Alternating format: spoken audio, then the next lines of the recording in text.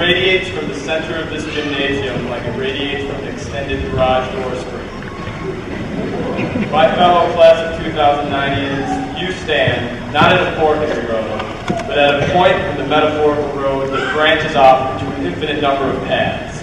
Along each of these paths, there is yet another point like the first, branching off into even more paths.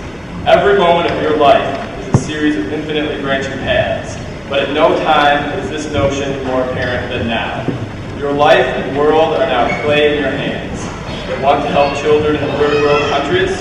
You can do that. You want to claim a remote island as your own sovereign nation and begin constructing your vision of a perfect society? You can do that too. You want to conduct an elaborate series of hoaxes designed to convince the world that it's under siege by alien invaders?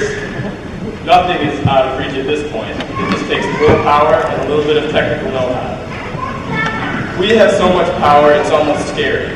I've already illustrated some of the crazy and not so crazy things you can do if you put your mind to them. But you have the ability to influence national and world authority structures as well.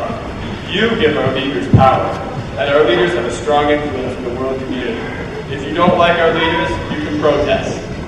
If you really don't like our leaders, you can find a way to get them removed. If you don't like the system, you can change it somehow.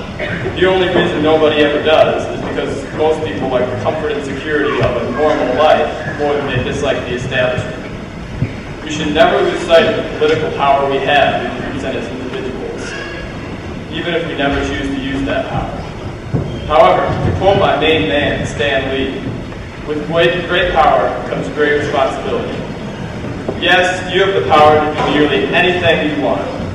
You also have to be responsible for your actions, and be responsible for unlocking your full potential and making sure that you use your power to actually do something.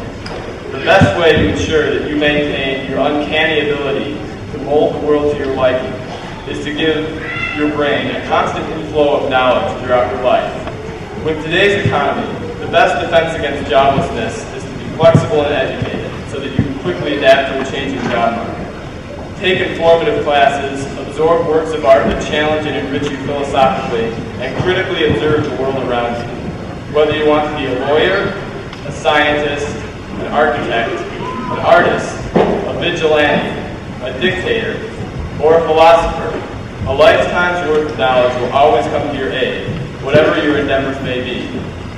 Ultimately, you are your own master, and all that education just gives you more to do. If you don't like your college, transfer. If you don't like your job, find a new one. If there aren't any jobs, start your own business. If you don't like the status quo, fight it. That's not saying that you should recklessly act on every free-spirited impulse that grips you, however. As with everything, you need to carefully analyze an idea's short and long-term implications for yourself and for society before you carry it out. Still, with one life to live and with this much power, I challenge you. Do something ambitious, crazy, and monumental.